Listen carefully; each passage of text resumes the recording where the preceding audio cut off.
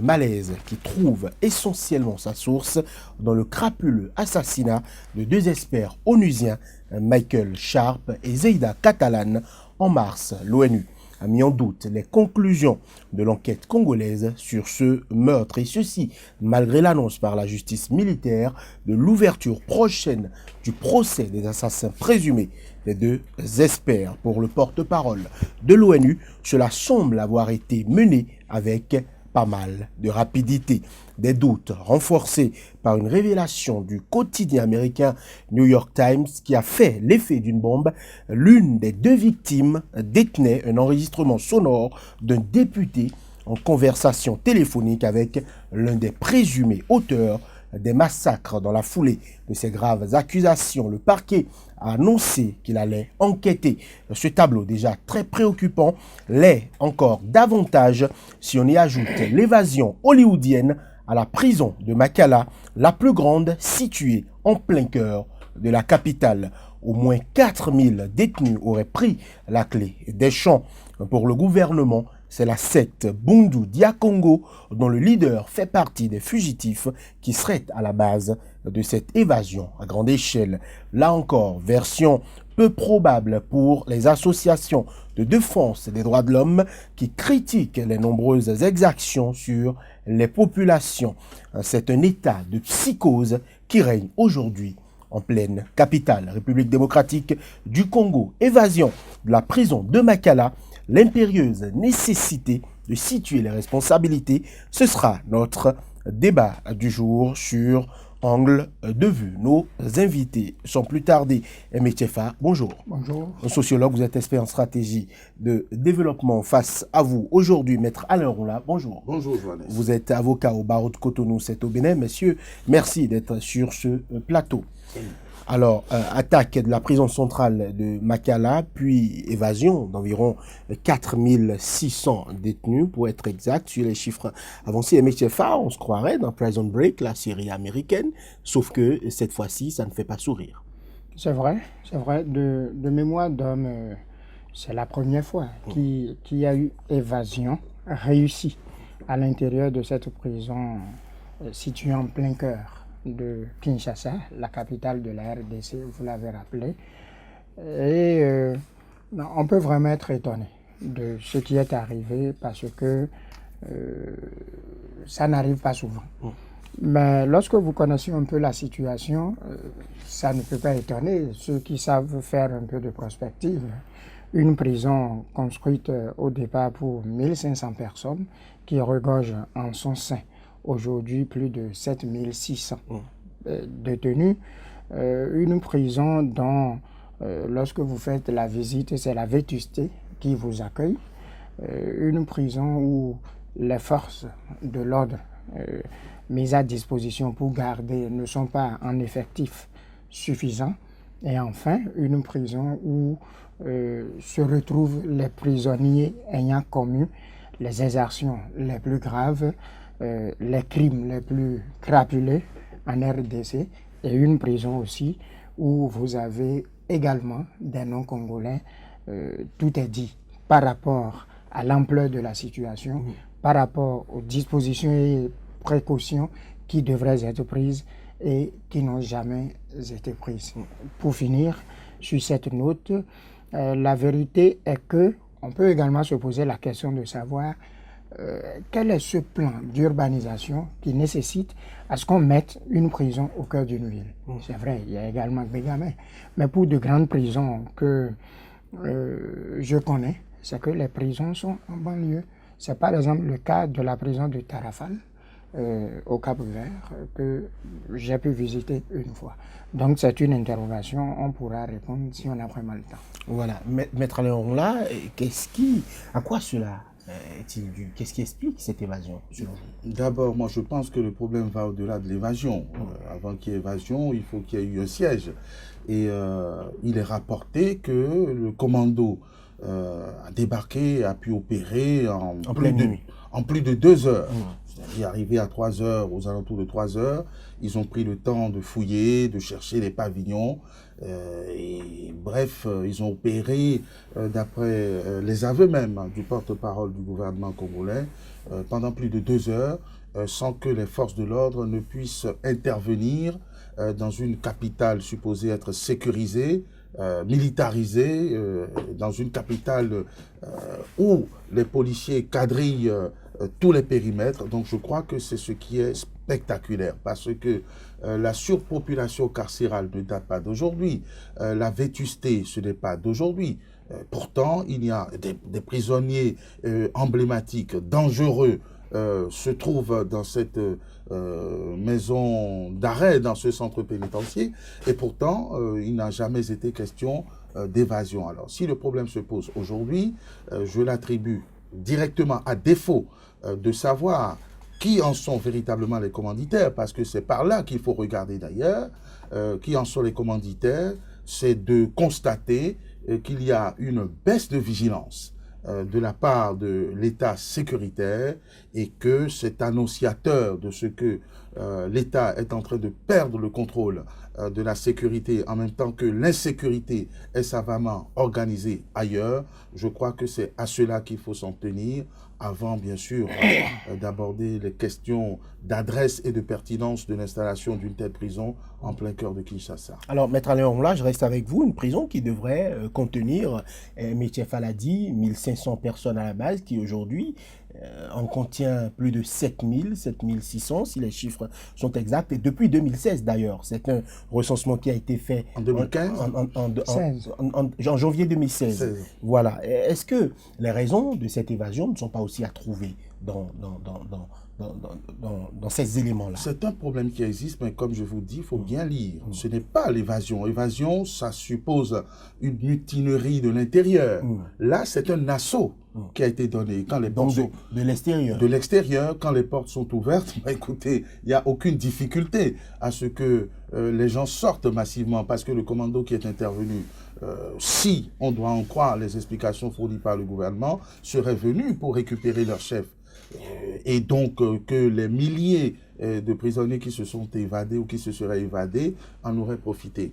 Or, le vrai problème est celui de la perméabilité. Comment cela se fait-il qu'un commando qui n'est pas composé de milliers d'hommes ait pu assiéger cette prison, ait pu opérer pendant plus de 2 heures sans pouvoir être intercepté et être neutralisé? C'est ça le véritable problème.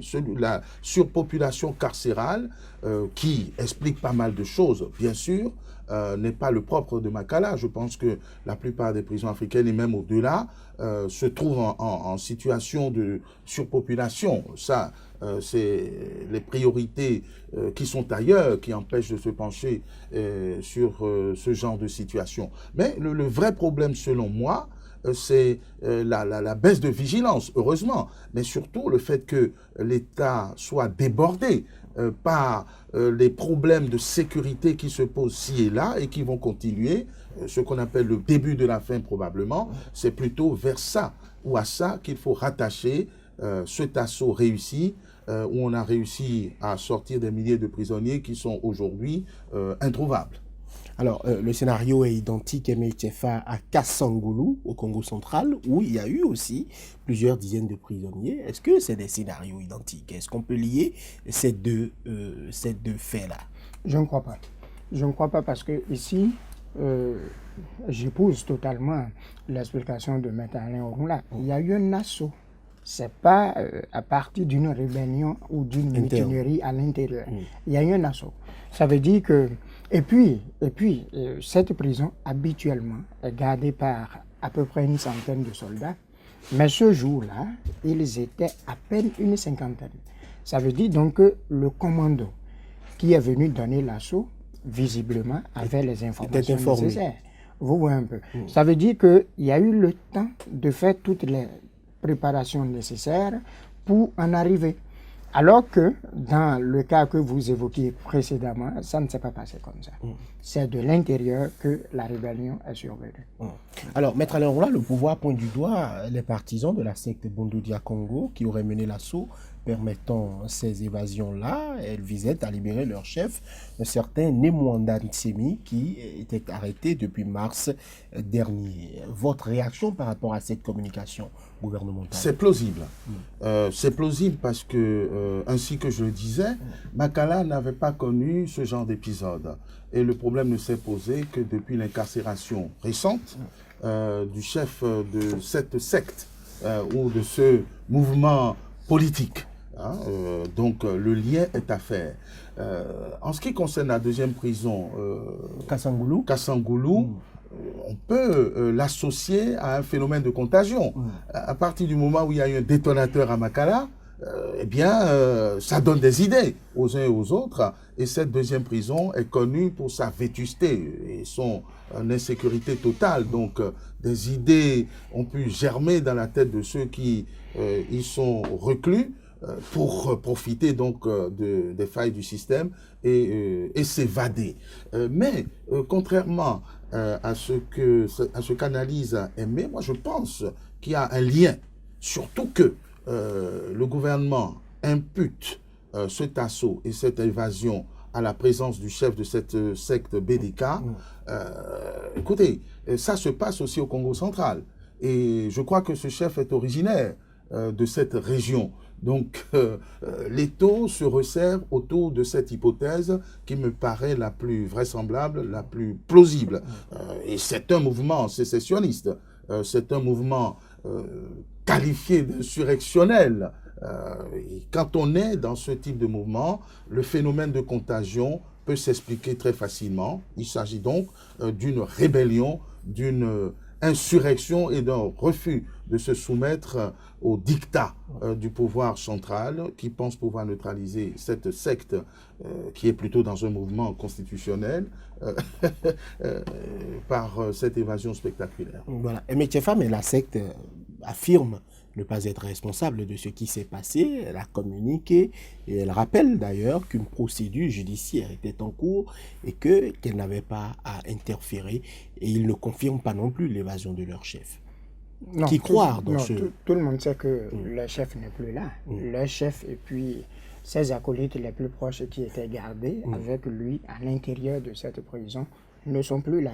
Mais c'est aussi vrai que s'ils étaient commanditaires ou non, et que cette aubaine s'offrait à eux, mais pourquoi ne pas la saisir? Mais je continue par dire que c'est une hypothèse. Ça, ce n'est qu'une hypothèse. Il peut y avoir d'autres hypothèses. Et en fait, c'est à peine moins de 24 heures lorsque les faits se sont produits, que Lambert Mende, porte-parole du gouvernement, est venu déposer cette hypothèse. Ouais. Est-ce que ce n'est pas un peu trop rapide? Est-ce qu'il n'y a pas d'autres hypothèses que l'on pourrait émettre pour pouvoir être sûr qu'il y a tout un éventail d'hypothèses et que là-dedans, la probabilité ou la possibilité qu'on trouve la bonne serait contenue? C'est l'unique. Bon, je ne sais pas ce que ça pourrait donner. Mais vous-même, vous avez su le dire, et ils ont refusé. Et je voudrais aussi rappeler, quelque part, qu'il y a beaucoup d'autres personnalités politiques beaucoup plus importantes que Mwanda. Vous voyez un peu. Donc, je continue par dire que ce n'est qu'une hypothèse parmi tant d'autres. Elle peut paraître peut-être plausible, mais il y a aussi d'autres hypothèses à cet effet. Voilà, alors Maître Aleroula, la traque des évadés de la prison a démarré, on pouvait s'y attendre, elle se poursuit, mais elle est aujourd'hui émaillée de bavures, on en viendrait même à arrêter systématiquement tous ceux qui ne disposeraient pas sur eux d'une pièce d'identité et à racketter les populations. Aujourd'hui, on se demande si les forces de sécurité, la police notamment, n'a pas envie de remplir Makala et n'a pas forcément envie de savoir qui y retourne ou pas. Pas forcément. Je veux dire qu'après cet épisode, c'est tout à fait normal que les forces de l'ordre ou de sécurité soient enragées. Il y a plusieurs milliers de gens qui ont déserté la prison. Ils sont dans la nature, il faut les retrouver et donc on ne peut pas éviter les bavures. De la même manière qu'on ne peut pas éviter les bavures, on ne peut pas éviter le parasitisme qui s'invite dans ce genre d'opération, puisque les forces de sécurité sont connues aussi pour leur brutalité, pour leur rançonnement, pour leurs raquettes, et donc on mélange tout. C'est un peu comme la croisade des albigeois, tuez-les tous, Dieu reconnaîtra les siens. C'est un épiphénomène, un mouvement épidermique qui va se calmer. Et je pense même que ces forces de l'ordre sont instrumentalisées. Ils ne savent pas forcément qu'est-ce qu'il y a en dessous de ces évasions spectaculaires. Et Aimé l'a rappelé, il y a beaucoup d'autres hypothèses. Pourquoi le gouvernement, par son porte-parole, privilégie la thèse donc, de l'assaut donné par les adeptes ou les fidèles de BDK. Écoutez, avec ce qui se passe au Congo, je soupçonne un certain nombre d'autorités de planifier ce chaos.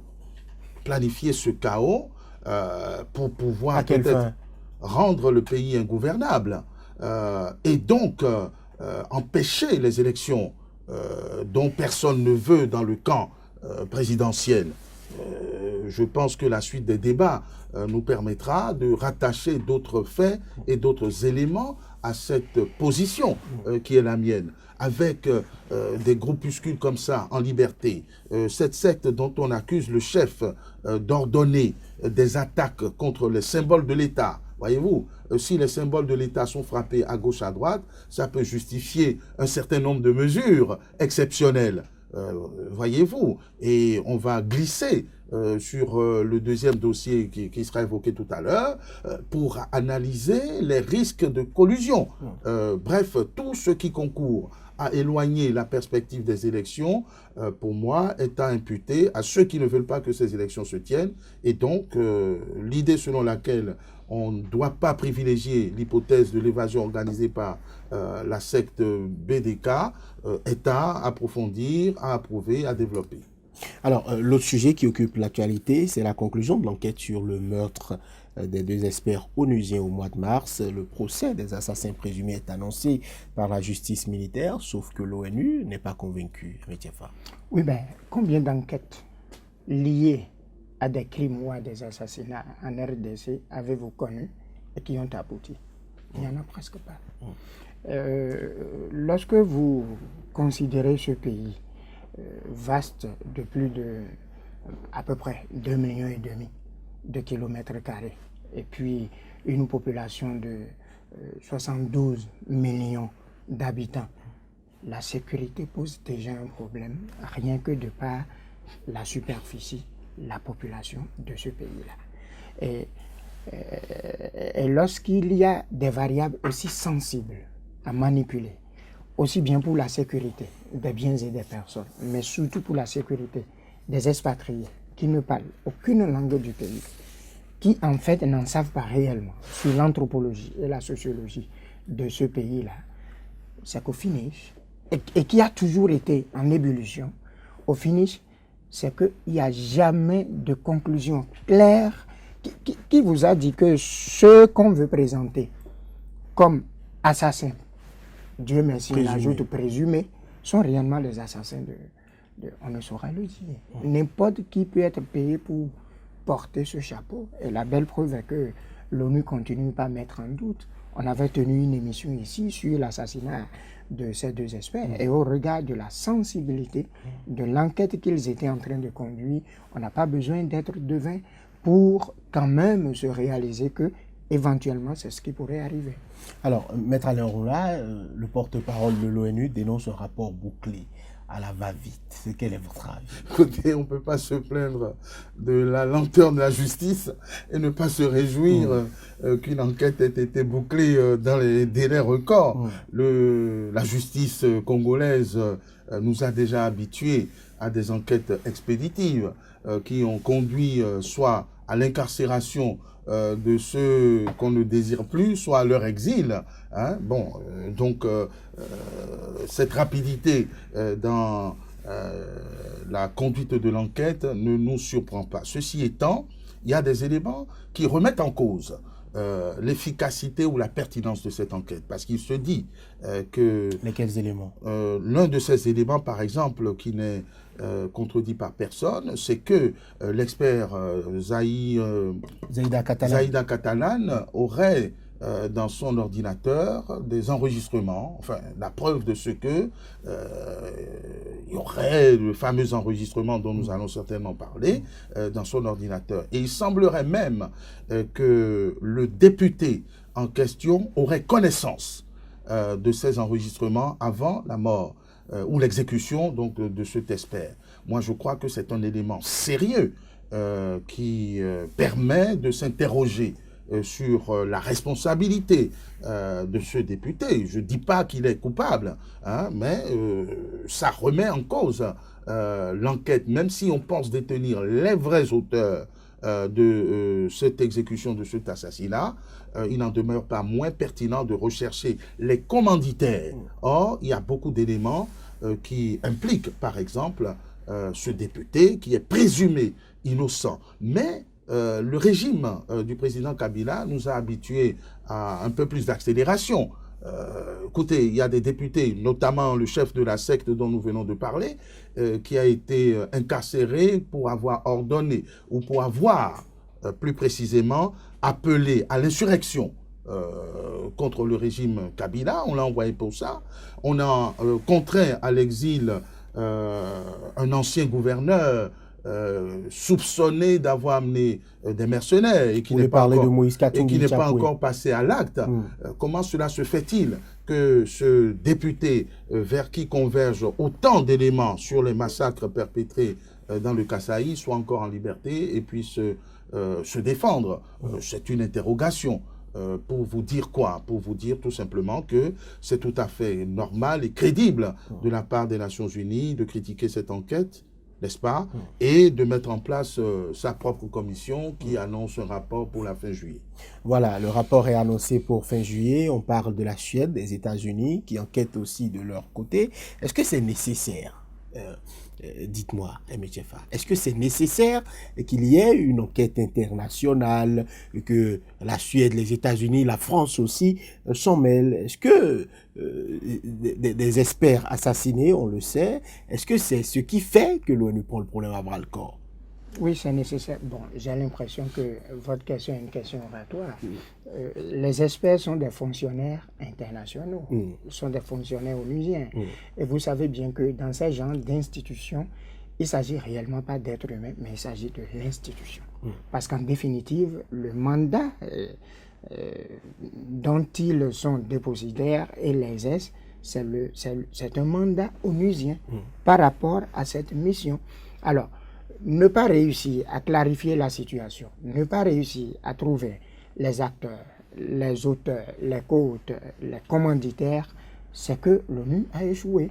Et l'ONU est une institution, permettez-moi, orgueilleuse, parce que c'est la plus grande institution du monde, disposant de tous les pouvoirs, disposant de beaucoup de fonctionnaires, brassant toutes les nationalités du monde. Alors pourquoi aller échouer sur un terrain et qui plus est en Afrique? Autrement dit, c'est aussi une question de défi pour l'ONU. Et si toute la lumière n'était pas faite autour de cette affaire, et que demain, par exemple, vous étiez désigné comme expert dans ce même pays sur n'importe quel dossier, est-ce que vous aurez le courage de venir? C'est pour ça qu'il est important de savoir réellement ce qui s'est passé, de situer les responsabilités, pour pouvoir prendre les mesures idoines pour l'avenir. Pour la sécurité des experts, pour la sécurité de l'institution, et même pourquoi pas pour la sécurité des citoyens de ce pays. Voilà, alors y aurait-il des vies plus importantes que d'autres? Des Congolais meurent? Non, il ne s'agit pas de vies plus importantes que d'autres. D'abord, on a osé toucher à des symboles. Ce qui est dû à ces experts, c'est qu'une enquête soit menée. Effectivement, il y va de la crédibilité d'abord de l'institution et de la sécurité des experts qu'on y envoie. Mais Kinshasa ne veut pas entendre parler d'enquête internationale. Et ce que Kinshasa ne veut pas importe peu, pour le moment. Du moins pour le moment. Ensuite, il faut rappeler que ces experts étaient là dans le cadre d'une mission précise pour les Congolais, à savoir enquêter sur les auteurs présumés des différents massacres qui ont quand même fait comme victimes des Congolais. D'accord? Donc, l'ONU se doit de réagir non seulement par rapport aux experts, mais surtout par rapport aux nombreuses victimes congolaises de ces exactions et des sabotages qui sont perpétrés, puisque on empêche les recensements, on empêche la CENI, c'est bien comme ça que ça s'appelle. Voilà, on empêche le démarrage des opérations en vue de l'élection qui est prévue. Pour l'enrôlement. Pour l'enrôlement, etc. Donc, c'est autant de faits qui autorisent et qui obligent d'ailleurs les Nations Unies et toutes les puissances éprises de paix et de liberté à voir de plus près ce qui se fait sur ce terrain et face auquel le gouvernement de Kinshasa montre une incapacité ou une indolence à réagir, ce qui fait d'ailleurs que le gouvernement se rend lui-même suspect par rapport à ces opérations où l'on dit, même si c'est sous couvert d'anonymat, que les ficelles sont tirées par les politiciens. Donc, il y a un problème de crédibilité et d'honnêteté qui oblige les Nations Unies à mener une enquête, au moins parallèle ou à titre de contre-expertise, afin que nous voyions à peu près clair dans ce qui se passe et ce qui se trame sur ce futur théâtre d'exaction et d'insurrection. Alors, Emetefa, il y a la révélation du New York Times sur l'implication du député d'opposition. Il faut le rappeler, bon, il était ministre il y a quelques mois dans le gouvernement du Premier ministre qui, l'ex-allié de l'UDPS, l'UDPS est allié au Parlement, c'est ça, c'est bien cela. Quelle lecture vous faites de cette information qui quand même a fait l'effet d'une bombe et qui fait réagir le microcosme politique congolais? Oui, je dis qu'en politique, il y a ce qu'on appelle mouvement. Bon, d'aucuns parlent de transhumance, mais le concept approprié, c'est mouvement. Et puis, lorsque les mouvements sont mal conduits, ou lorsque les mouvements qui se font sont tellement dynamiques, il y a beaucoup trop d'interprétations. Je crois que c'est dans ce cas-là que nous sommes ici. Et puis, n'oubliez pas, quand on parle de députés en RDC, il y en a beaucoup. Parce que, je vous ai dit, la population de ce pays, vous avez plus de 600 députés. Et ce qui se passe dans notre Parlement ici, et on parle de transhumance, là-bas, mais c'est quasiment tous les matins. Vous ne pouvez pas contrôler les mouvements d'un député pendant qu'il est au Parlement, du début jusqu'à la fin de son mandat. Alors, tout cela rend compte peut-être de la vitalité de leur arène politique, tout cela rend compte certainement de ce que les ardeurs politiques se déboulonnent beaucoup plus autour d'intérêts. Et quelque part, on parle de marchandisation au Parlement, on parle de marchandisation des députés par rapport à des intérêts. Je crois qu'il s'agit de jeux et d'enjeux autour du pouvoir. Voilà, alors les révélations du New York Times, Maître Alain Orla, le procureur général de la République, Flory Kabangenoubi, a ouvert une enquête pour, dit-il, en savoir un peu plus. Que doit-on attendre? C'est la moindre des choses. Que doit-on attendre? On verra. Tout dépendra des pressions et de la force de persuasion des Nations Unies. Mais les révélations du New York Times, d'abord, qui n'est pas un journal quelconque, je pense que quand le New York Times s'exprime, c'est qu'il y a un fond de vérité. Et le fond de vérité ici, qui oblige à interrogation et interpellation, c'est la fameuse bande sonore. Dont la voix enregistrée est imputée à ce député. Ce n'est pas très compliqué. Il suffira d'une expertise ou de quelques expertises pour savoir si on peut de manière irréfutable attribuer cette voix au député mis en cause. On attend la réaction du dit député qui, à minima, peut dire « je n'ai jamais tenu de tels propos ». Ça, c'est pas compliqué non plus, mais qui ne l'a pas encore dit et qui tarde à le dire, d'accord? Donc, si de tels éléments s'avéraient, voyez-vous, ça pose un grave problème.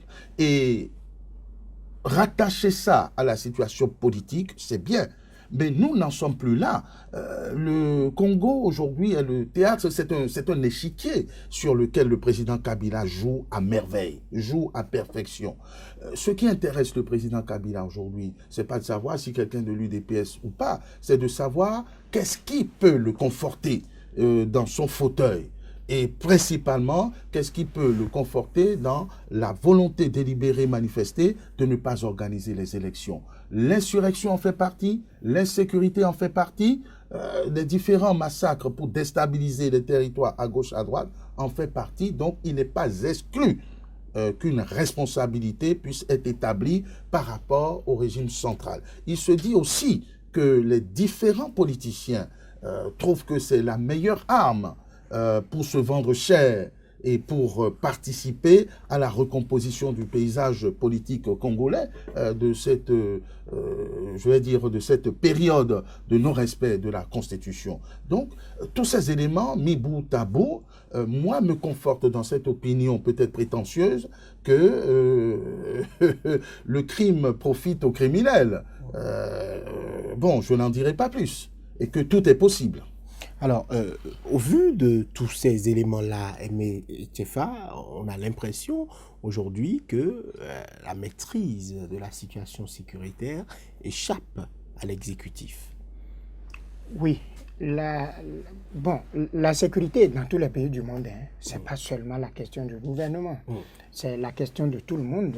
C'est-à-dire que les gestes de tout le monde concourent à la sécurité, les gestes de tout un chacun concourent à la sécurité de tout le monde. Ça, c'est une évidence. Mais il est de la responsabilité de l'État d'assurer la sécurité des citoyens, surtout dans le système sécuritaire que nous, francophones, nous utilisons, à savoir, le citoyen n'a pas le droit de détenir une arme. C'est l'État qui en détient et qui le protège en cas de nécessité. Alors qu'en milieu anglo-saxon, le citoyen peut détenir une arme. Et l'État peut venir en appui. C'est comme ça que ça se passe. Alors, lorsque vous observez ce pays-là, regardez un peu. C'est seulement de l'autre côté-ci. Je voudrais parler de l'Ouest, là où notamment vous avez Kinshasa et puis Kadumbu, que vous avez une paix relative. Compte tenu de ce que le Congo, Brazzaville n'est pas trop en effervescence et que le cours d'eau constituant la frontière naturelle entre ces deux pays-là est relativement en paix. Mais à l'Est, où vous avez l'Ouganda, le Burundi, la Tanzanie, tout ça, ça a toujours été chaud. Beaucoup plus du côté des Kasaï, et puis du côté de Kivu, RCD Goma, et puis toute la suite. Enfin, dans les 12 anciennes provinces ou les 26 actuelles. Alors, vous voyez que véritablement, il n'y a pas une seule région où la paix est la chose la mieux à vendre dans ce pays. Et ça, pas d'aujourd'hui. Même sous Mobutu, il en était question et il a su déployer son autorité de chef d'État et bien entendu sa dictature pour contrôler la situation à sa façon. Mais depuis son départ, où ils sont tombés dans la démocratie et que des forces sont venues appuyer les Kabila, c'est-à-dire père et fils, pour pouvoir prendre le pouvoir, vous savez bien tout ce qui se passe. Bon, donc c'est pour vous dire que la sécurité dans ce pays, ce n'est pas pour tout de suite et que les autorités doivent encore suffisamment travailler pour. Tant qu'il n'y a pas paix, il n'y aura pas de développement, il n'y aura pas de croissance, il n'y aura pas de progrès, il n'y aura rien. Et c'est ce qui est important à comprendre en termes d'enjeux. Quand vous quittez Kinshasa, vous n'êtes plus sûr de rien en RDC. Voilà, quand vous avez parlé de démocratie, Maître Alain l'a assouri. Oui, non, en fait, c'est l'expression tomber dans la démocratie qui m'a fait sourire, tomber, mais c'est exact. Alors, c'est vrai qu'il y a de l'instabilité au Congo. Zaïre est devenu Congo depuis très longtemps, mais une instabilité plus ou moins contrôlée, une instabilité plus ou moins exacerbée. Et aujourd'hui, j'ai l'impression que l'on profite de cette pluie pour pisser dans le pantalon. Parce que, regardez par exemple, dans les massacres du Kasaï central, quel est le mobile? Quel est le mobile politique? Et pourquoi on cible les symboles de l'élection, les symboles de l'alternance? Rien du tout. On n'est pas en conflit ethnique, on n'est pas en conflit, en compétition pour prendre le pouvoir. Il n'y a pas de mobile véritable pour ces exactions. Alors, comme aucun crime n'est parfait, il faut scruter les faits et essayer de les rattacher à ce qui est possible ou à ce qui est plausible. Or, La seule chose qui peut expliquer et motiver ces exactions, c'est cette volonté délibérée de rendre le pays ingouvernable. Parce que s'il n'y a pas la paix, il n'y aura pas d'élection crédible.